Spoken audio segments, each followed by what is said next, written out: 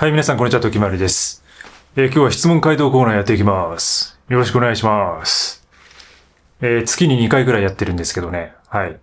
その前にちょっと雑談で、今日も飲んでます。でも今日ね、これ、見てください。コーヒーじゃないんですよ。白湯。白湯を飲んでます。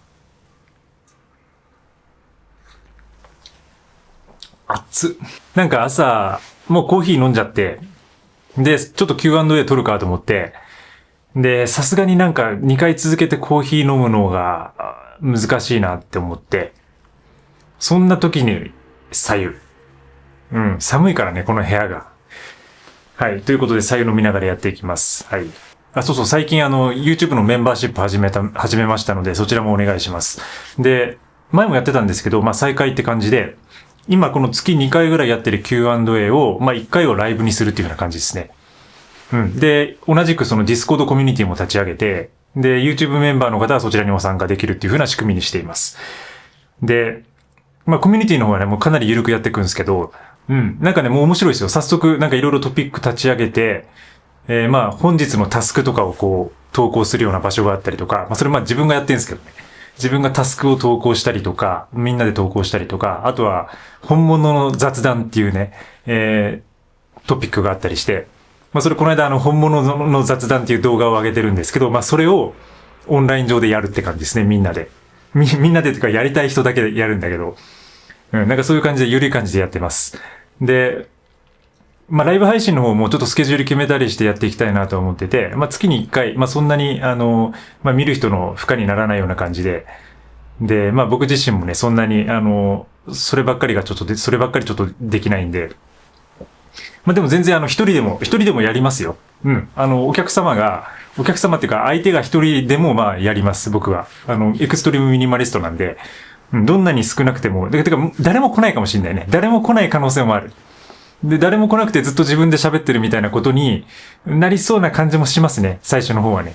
でもそれでもいいかなと思ってます。はい。はい、やってきますので、ぜひね、興味がある方は、よろしくお願いします。概要欄に貼っておきます。詳細。はい。では、早速、コメント&質問読み上げコーナー。結構前になるんですけどね。はい。少ないもので暮らして節約するための9の技で、いろいろいただいてて、最初癖強で苦手だったけど、最近気になり始めて見てます。継続ですね。ありがとうございます。癖強でね。癖強いですよね。すいませんね。なんか申し訳ないです。でもそんな自分では強いと思ってないんだけど、YouTube って、そうなっちゃうっていうかね、なっちゃうんですよね、なんかね。で、僕は継続しか取り得ないんで、とにかく続けてますね。なんとなく。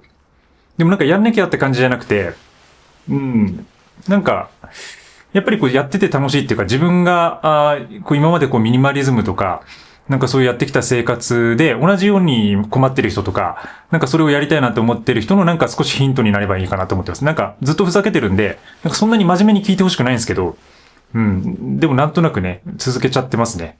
はい、ありがとうございます。過去から現代に遡る感じでね、読んでいくんですけど、本当一言だけでもいただいてる感じでね、嬉しいです。はい、何者でもないことが一番豊かって書いてくださってますね。小雲の試作品さん。確かにその何者でもないっていうのは結構強いですよね。アンノーンっていうか、何者かであるっていうか何かになってしまうと、そこから逃れられなくなってしまう自分みたいなのがいますからね。会社の肩書きとかでもそうですよね。なんかその会社とかをやってて、その肩書きがついてしまうと、なんか自分はその仕事しかできないんじゃないかっていうか、やっぱラベリングの強さっていうのはあると思うんですよね。一度なんか、そういうラベリングをされると、それを自分がそのミニマリストっていう発信とかもそうですけどね、結局ね。フォトグラファーとかカメラマンとかっていうタイトルもそうですけど、なんかそういうのが一回ついてしまうと、なんか自分はカメラマンでなければならないとか、自分はミニマリストでなければならないとか、なんかそういう風になってしまうから、何者でもないってことは確かに大事かもしれないですね。でもどうしてもやっぱ人は、なんかその何者でもない人に対して、当たりが強くなったりとか、結構厳しくなったりするんですよ。何者かということがわからないと、怖いからだと思うんですよね。だから恐れですよね。で、それで攻撃しちゃうんですよね。だから人間って醜いなと思うんですよ。だからこういう YouTube とかでも結構いろんなアンチコメントとかも来ますよ、結構。なんかいろいろなんか真面目に捉えてね、それをこうめちゃくちゃ書いてくる人いますけど、やっぱ何者でもないっていうことに対して不安を覚えるんでしょうね、みんなね。だから分かりやすく、この人はこうだみたいなのがあってほしいっていうのが心のどこかにあると思うんですよ。それは闇だと思いますね、僕はね。やっぱそのグレーの境界っていうか、何者でも分からない、何してるか分からない人に対しても、許容できる世の中っていうのかな。そういうこう、優しい世界になってほしいですけど、どんどんそういうこう、ものが厳しくなってる気がしますね。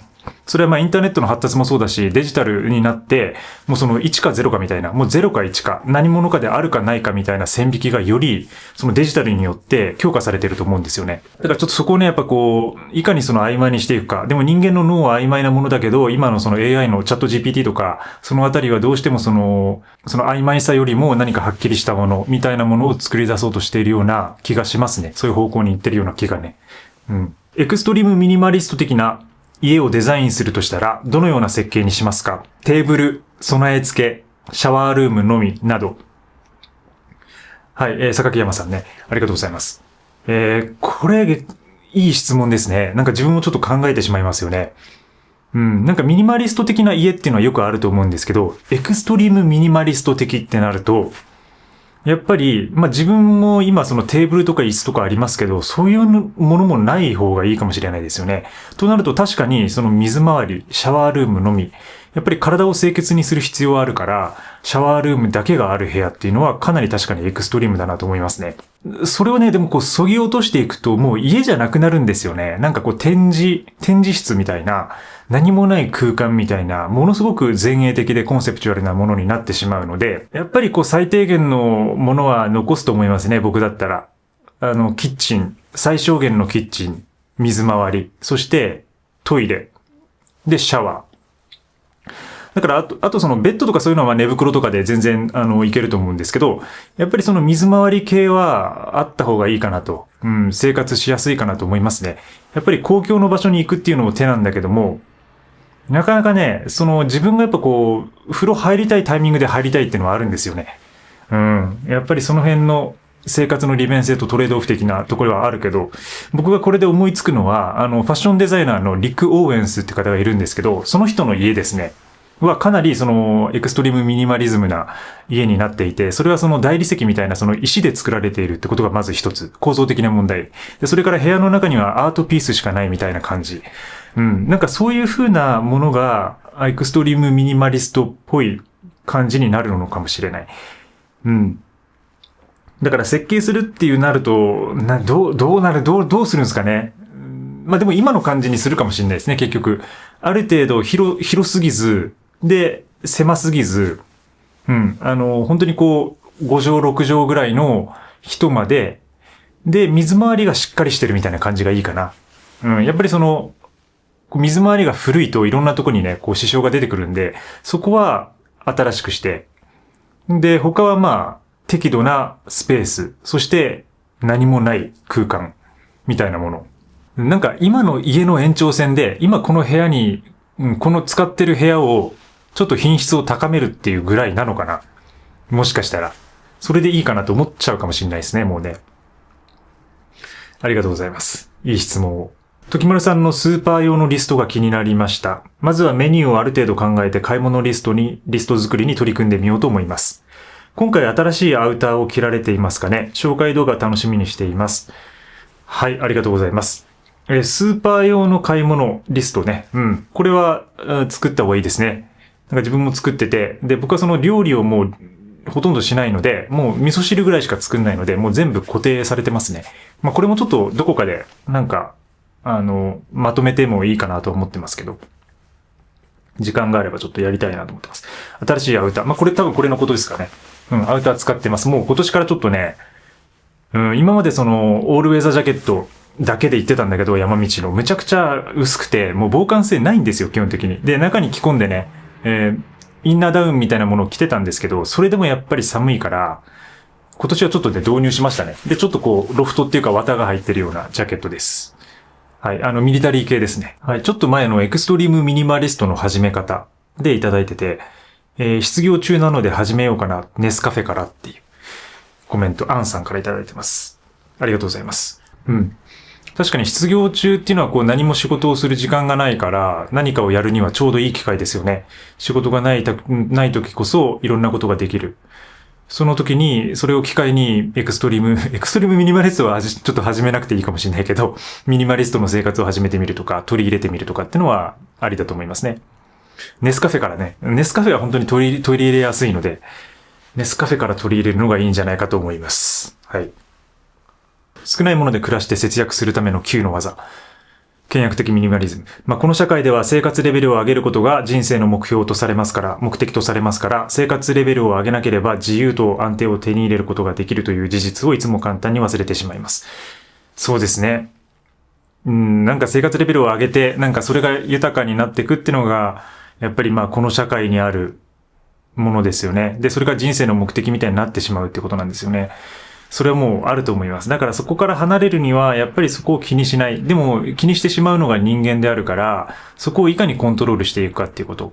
で、自分がやっぱそれに気づき始めたのはやっぱりそのヨガとかですかね。ミニマリズムもものすごく役立ってるんですけど、やっぱりヨガがやっぱりものすごく考え方として役立っていますね。なんか西洋哲学的なところ、西洋的な観念で言えば、考え方で言えば、人間の心と体っていうのは、一緒に考えられる。一緒っていうかな。自分と心か。自分と精神っていうのは同一化されて考えるんですけど、東洋的な思想、ヨガ的な思想では、自分の心っていうのは私ではないって考えるんですよ。これが面白いところで。で、その私の心ってのを見つめている純粋意識ってものがあって、それが意識ですね。意識が私の心と体を見ているっていうふうな三角関係なんです。三角関係というか、もう一つ、ベクトルっていうか、もう一つそのレイヤーがあるんですよね。レイヤーがあって、それが純粋意識っていうもので、それが心と体を見ているっていう考え方をしますね。で、東洋思想は、あとその輪廻っていうね、ヨガでも仏教でもそうですけど、生まれ変わる。だから今、この体は、ただ今世だけのもので、また次はまた乗り換えるっていうかな。生まれ変わりってよく言うじゃないですか。だからそういう風な考え方をするんで、いわゆるそのビークルに過ぎないとかって言うんですよね。乗り物に過ぎないみたいなことを言うんですよね。だからそういう風に考えていくと、だから今世だけの人生であるので、だから人生というものはただ、今のその自分の体と心を使って、お借りして、こうやってるものなので、もう幸福っていうものはすでにあるっていうこと。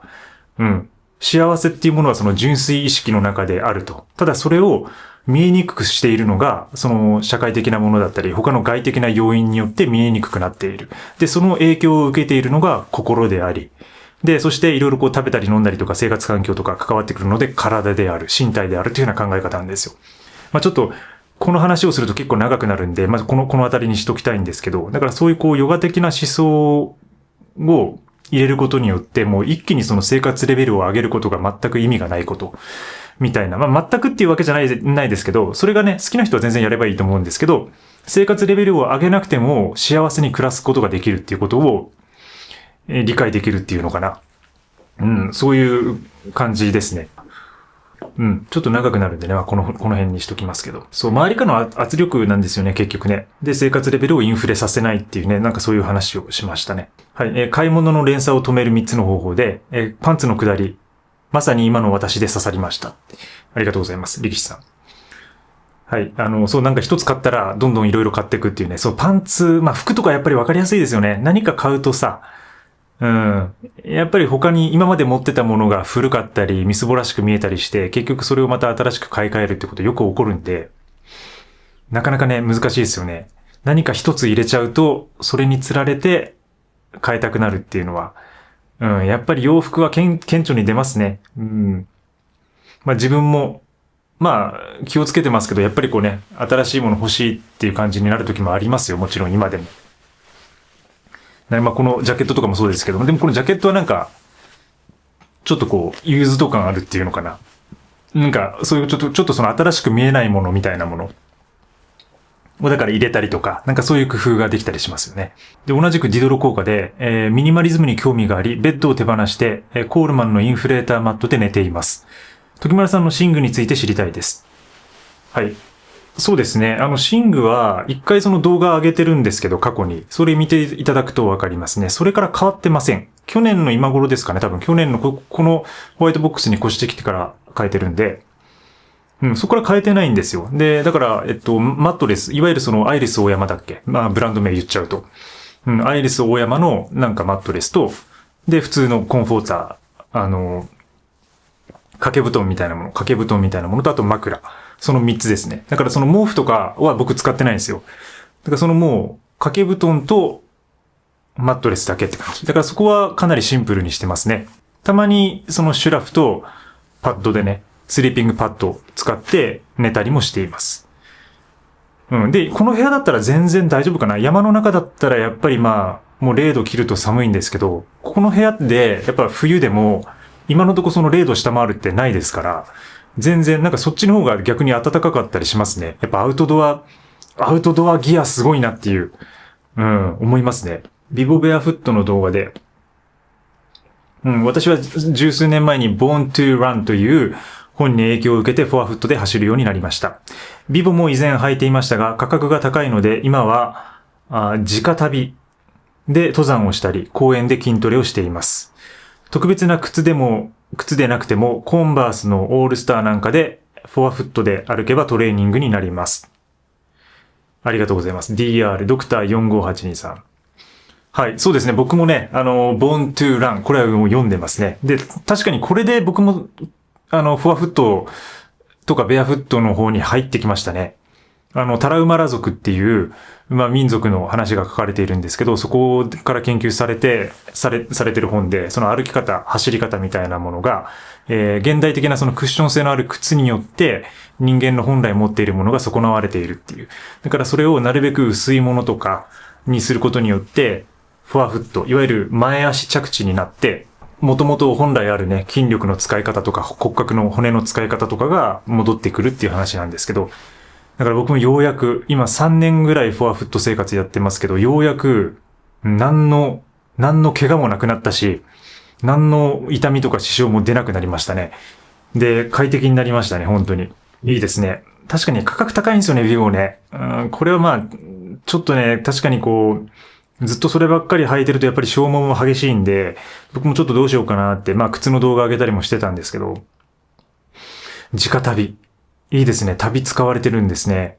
やっぱりこう自分なりのね、やっぱそういう研究しながら自分なりの方法論を見つけていくっていうのはいいことですよね。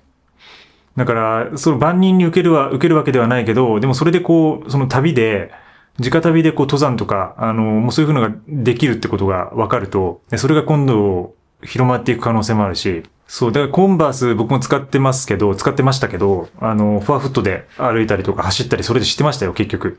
で、やっぱりその、フォアフットで歩く練習してると、他の靴を履いた時も、結構フォアフット的な歩き方にやっぱなるんですよね。それが身についてるから。だからやっぱりその、フォアフットの動きを身につけるってのがやっぱり大事ですよね。で、身につけるためには、やっぱりそういう風なベアフット系のシューズを最初は使った方がいいかなと思いますね。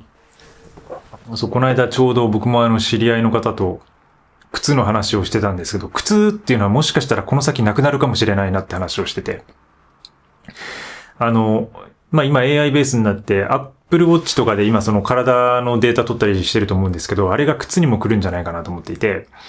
で、というのはその靴っていうのはそのファッションのアイテムではあるけども、基本的に人間の一番、まあ、重要な部分、その歩行する、歩くっていうことに紐づいてるので、なんか、その、一番最適化された履物っていうものが今後出てきてしまったら、もうそれしか人間っていうか人類は履かなくなるんじゃないかっていう。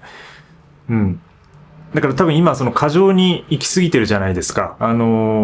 某ブランド、世界的な靴メーカーとかもやっぱりいろんな毎月シューズを出して、それがコレクターアイテムみたいな感じになってるけど、それの反動が来るんじゃないかなと思っていて、だからいわゆるアップルが靴を開発するみたいな感じです。今みんな多分 iPhone とか同じようなデバイスを全世界で使ってると思うんですけど、何かそういうこうテック系の企業とか、人間の足に一番フィットするような、で、それぞれの足にカスタマイズされたような最強の靴みたいなものが出てきたら、みんなそればっかりを履くようになると。それがいくら高くても、いわゆるこのスマホみたいにね、そこで、足のデータとかをそこで取りながら、自分の歩行距離とか筋力のバランスとかを計算しながら、その人専用の靴が作られていくんじゃないかなっていう風な、感じの話をね、しました。まあ、ちょっと SF 的ですけど、もうだいぶそういう SF 的な世界が今、こっち側に入ってきてる状況ではあるので、近い未来ね、来るんじゃないかなと思ってるんですよね。靴がみんな一緒になるっていう感じ。はい、前回の Q&A でいただいていて、時丸さん投稿楽しみにしていました。最近ずっと見てます。お昼の食堂でも見てます。いや、もう、ありがとうございます。いや、むちゃくちゃ勇気づけられますね。でもちょっとお昼の食堂で見るのはちょっと危ないかもしれないですよね。なんか変な動画見てるんじゃないかなって。こんな顔がね、こんなずっとベラベラ喋るやつが、出てきてるやつをね、ありがとうございます。嬉しいですね。食堂で見られてるっていうね。これね、結構面白いエピソード。こんばんは、時丸さん。はじめまして、コメント失礼いたします。前に一人暮らしをしていた時に、当時住んでいたマンションが管理がめちゃくちゃで、月に10回非常ベルが鳴り、常に非常持ち出しリュックを作っていました。すると、現在と違い、もっとミニマルな生活をしていたので、必要最低限のものだけを激戦して持っていって、非常ベルが鳴るたびにそれを持ち出していました。持って出ていました。それが功を奏して今、実家で物を減らして、時丸さんやたけるさん、渋さんのように、本当に自分に合ったものだけを持つことに重点を置くことができています。いや、これ素晴らしいですよね。このエピソードは。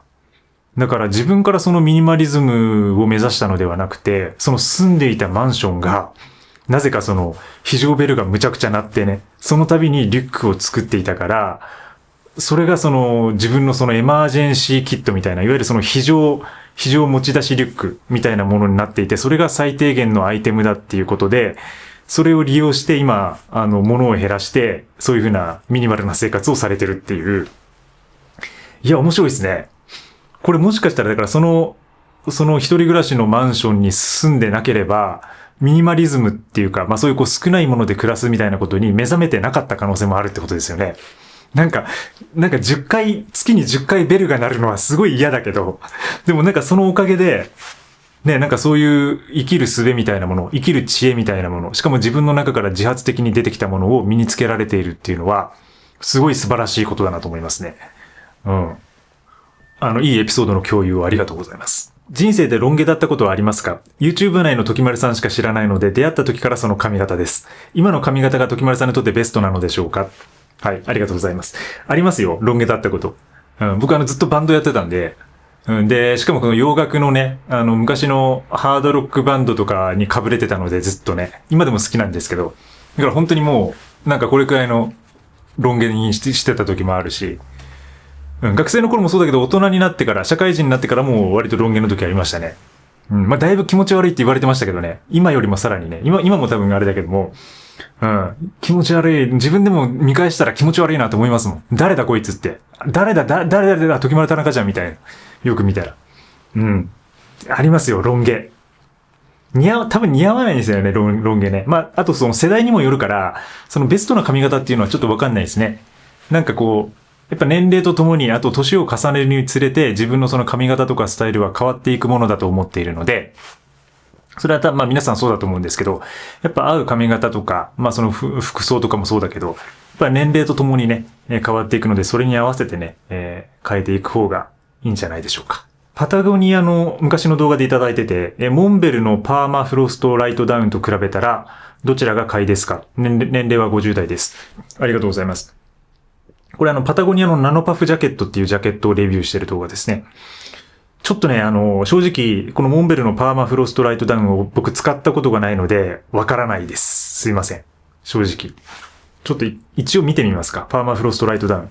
パーマフロストライトダウン、モンベル。はい。価格は同じくらいですかね。パタゴニアと27,000円ぐらい。まあまあしますね。800フィルパワーで 323g。はい。かなりもう分厚いですね。で、防寒性は多分明らかにこっちの方が高いと思います。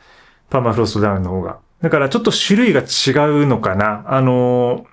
パタゴニアのナノパフっていうのは軽くて、1枚で着るんじゃなくて割とそのインスタレーションっていうか中に着込むような使い方が多分多いと思うんですよ。もちろんアウターとしても着れるんですけど、いわゆる外側にシェルがあって、レインウェアとかそういうこうジャケット、マウンテンジャケットみたいなものを着て、その中に入れて防寒性を高めるっていう使い方がいいっていうのかな、推奨されてるっていうか。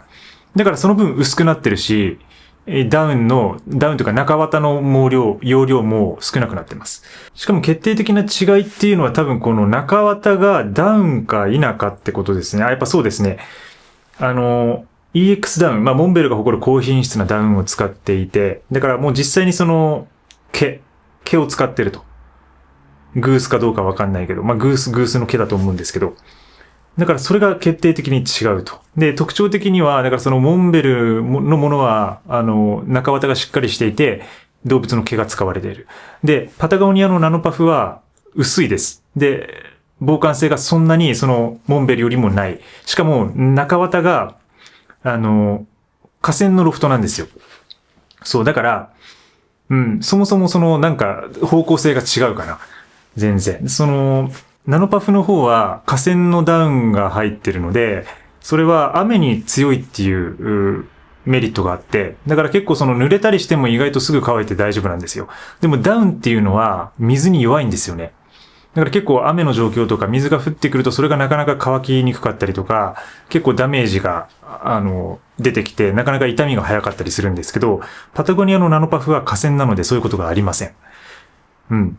だからどっちを取るか、なんとも言えないですね。この使用状況がわからないと、これはなんとも言えないですね。だからどっちが買いかっていうのはその自分の使用状況に合わせて選ぶ必要があるので、その辺を考えてみた方がいいと思います。素材と、あと、どれくらいの寒さに耐えうる必要があるかとか、そういうところですね。はい。たけるさんとのコラボの動画で、スマホが時間を奪っているのは100も承知なのですが、なかなか時間を減らせないんです。職場にスマホを忘れて帰ってしまった時、逆に暇すぎてどうしたらよいかわからなくなりました。いや、ありますね。これもう私もそうですよ。結局自分も、スマホでいろいろやったり、連絡取ったり仕事したりすること多いので、これないとなかなか難しいし、これがなくなるとむちゃくちゃ暇になるってことはあると思います。やっぱりだからバランスなんですよね。結局それは。使わない時間をいかに作るか。で、その空いた時間でじゃあ何をするかっていうことが、それぞれ人の個性が出るところだと思っていて、自分の場合はそれがアウトドアのアクティビティだったり、ヨガとか、ランニングとか、スポーツだったりっていうことになるんですよね。だから何もないとやっぱり暇になる。だからきついっていうのはあるんですけど、暇と退屈っていうのはきついですかね。きついことですから。だからその間に何をやるかをやっぱり模索する。だから空いた時間でじゃあ暇になった時に、じゃあ自分はスマホがなかったら何ができるんだろうとか、何をやりたいんだろうとか。だからそういうスマホをなくすことによって自分と向き合えるっていうのかな。自分と向き合う時間を作るって言ったらちょっとストイックすぎるかもしれないけど、でもそういうことなんじゃないかなと思いますね。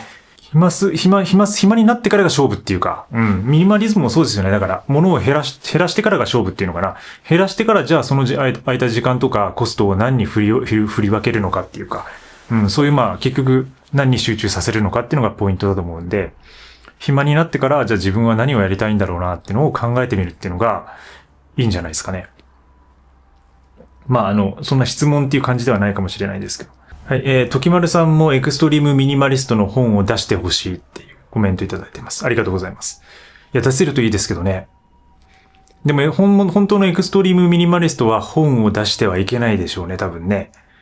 それを生み出してる、何かを出してるってことが、そもそもミニマルではないっていうことになるから。でもそんなこと考えてたら、そんなこと言ってたらね、何も作れなくなっちゃう。それって生きてる意味あるかってなるんで、やっぱり何かを作るっていうことに僕は、集中したいなとは思ってますね。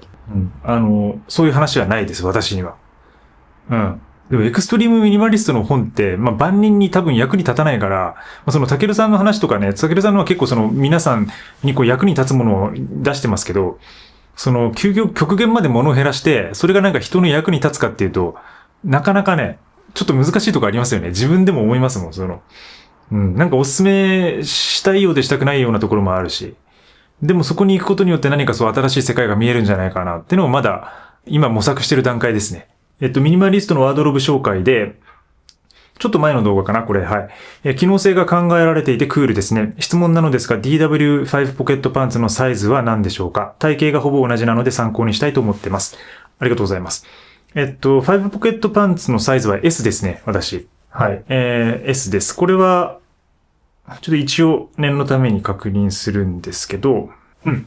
パンツは、5ポケットパンツいつも S ですね。今、ショーツとか含めて3回ぐらい買い直してますけど、毎回 S です。でもショーツはちょっとちっちゃいから M にしたのかな。まあ、ロングパンツの方は基本的に S を使ってますね。はい。そう、なかなか、試着がね、できないんでね、店舗に行かないとできないので、まあ、買ってみて返品できたのかな、大和道さんは。ちょっとその辺わかんないんですけどね。まあ、ちょっと試してみてください。シンプルな質問で、財布と決済のミニマル化、身分証明書はどのように携帯していますでしょうか？で、携帯してません、私は。はい。一応デジタル化してクラウドにあったりして、で、それを必要な時は提示したりはしてますけど、基本的に毎日は携帯しないですね、私は身分証明書は。これまでは持ってたんですけどね、なんか免許証とかマイナンバーとか入れたりしてましたけど、最近はもうこのスマホぐらいしか持ってかないんで、外に出歩くときは。だから危ないんですよ、エクストリームミニマリストは。職質とかされると、もうお手上げです。捕まりますね。はい。身分証見せなさいって言われて、すいません、ないですって。そんな感じです。はい。持ち物が100個以下になると起こる変化。これ面白かったんですけど、オープニングのボケがピューと吹くジャガー感がありますって。ありがとうございます。世代ですよね。見てましたよ。ジャンプですよね、確かね。少年ジャンプですよね。ピューと吹くジャガー。あった。あれなんか、面白かったですよね、あの漫画はね。でも確かに影響を受けてるかもしれないです。なんかそういうなんか適当な緩さっていうのかな。昭和から平成にかけてのギリギリの世代の、なんかふざけた感じ、まだふざけられてる感じ、社会が。あれですよね。でもああいう漫画今もあるのかもしれないけど、あれだけ緩くて面白くてなんかわけわかんなくてみたいなものってね、なかなか今作るの難しいんじゃないですか。ピューと吹くジャガー。ちょっと読み直してみようかな。どんどんクリエイティブになってきて他のミニマリストの方と比べるのはちょっと違うなと思いつつ差を感じざるを得ません。いつも楽しく見ています。28歳です。ありがとうございます。多分褒めてくれてるんでしょうね。なんか、ありがとうございます。いや、20代の方にね、見ていただくのは本当に嬉しいですね。ヨガや瞑想やミニマリズムを行っている時丸さんは変性意識に入ったことはありますか？ヨガや瞑想以外でもって。谷さんありがとうさんからありがとうございます。変性意識っていうのは、いわゆるそのゾーン状態だと思うんですけど、これ入ったことありますよ。てか、もう毎日入ってますね。はい。ゾーンには。毎日ってわけじゃないけど、大体瞑想すると、1時間ぐらいやってると、もう、ぐわーっていう、これもうあまり、公にはちょっとね、頭おかしいやつだって思われるんで、なかなか話さないんですけど、でもそのヨガやってる人たちとか、その瞑想やってるような友達とかと話すと、だいたいそういう話しますね。慣れたらすぐ、瞑想も結構トレーニング的なところはあるんで、慣れればそこに入りやすくなるし、ゾーンに。修行を重ねていってますね、今もね。はい。お気に入りのハイキングギアで、オリバーピプルのメガネとても素敵です。調光レンズは何系でしょうか？これ、普通にグレーだったかな？グレーですね、多分カラーは。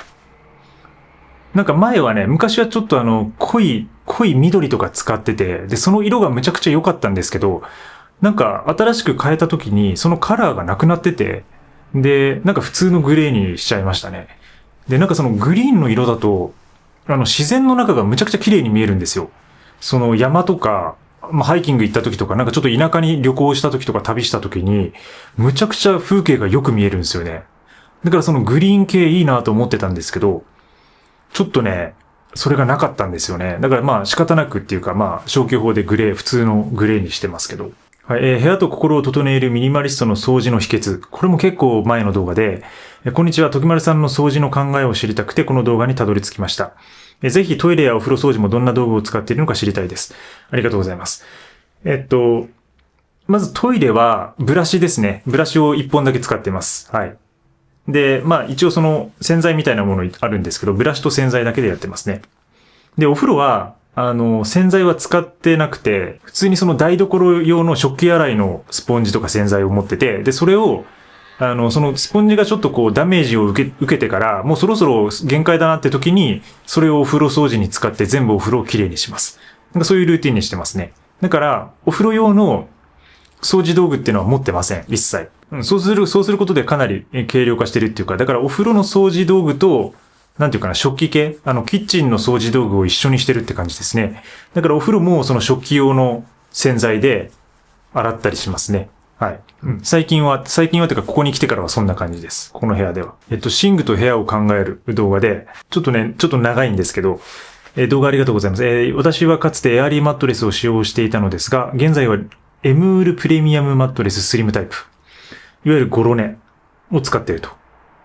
で、重量が6キロ。サイズが 64×180×15。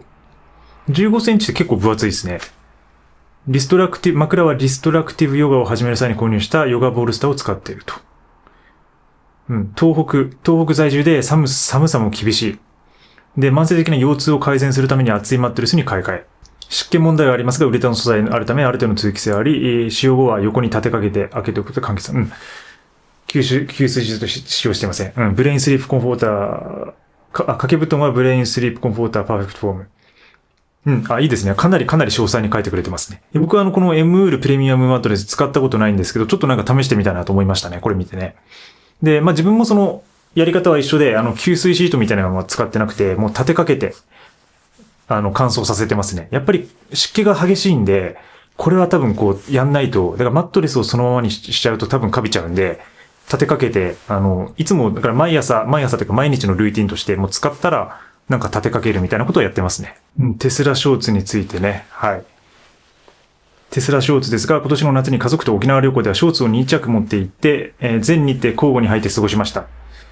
暑い時期の普段のウォーキングだけでなく、南国での夏のバカンスも快適に過ごせてくれた素晴らしいギアでした。いや、ありがとうございます。エピソードの共有をいただいて。はい。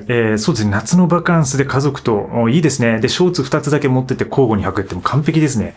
ミニマルな感じだと思います。もう本当にすぐに乾くし、特に夏とか最高ですよね。海入って、そのまま着て、で、乾かして、で、ちょっと洗濯して。なんか、結構カラッと乾くときなんかはもう一着だけでやれそうな気もしますけどね。僕はもう一つしか持ってないんで、もうそれ一つ毎回ね、旅に持ってってます。今でも。メリノフーディはベースレイヤーとして着ていますか？下に何か着ますか？はい、この質問なんですけど、メリノフーディはベースレイヤーとして着ています。で、下には基本的に何も着ませんね、着るときは。なんかちょっと寒いときは中に T シャツとか着てもいいかもしれないですけどね。なんか自分の場合は結構メリノフーディ着るときは山に行くときとか、ランニングするときとか、割とそのヒートアップするような、機会が多いので、基本的にもう直で着て、熱をなるべく外に出すみたいな、感じにしてますね。はい、雑談の動画で、コーヒーの銘柄浮気したせいで気が動転してるように見えますって。いや、ちょっとね、動転してたかもしれない。もう、いつもネスカフェしか入れてない自分が他のコーヒーを入れて、びっくりしちゃってるんですよね。それはあったかもしれないですね。こぼれた。左右が。ほら、動転してる。こぼれた。気が動転してる。わ。左右がこぼれてもう冷たくなってたからよかったけど。ながらでやってるとね。気づいたら時丸さんの YouTube とポッドキャストをオールモストクリアしちゃったアラサー男なんですが、引き寄せられる理由は私も INFJ だからかもしれません。コーヒーはマウントハーゲン派です。引き続き楽しみにしております。よろしくお願いいたします。いや、こちらこそよろしくお願いいたします。フラッシュバックさん。そう、一緒の、この間あれやったんですよね。診断を。INFJ 型。確かになんか同じ属性の人引き寄せられるのかもしれないですね。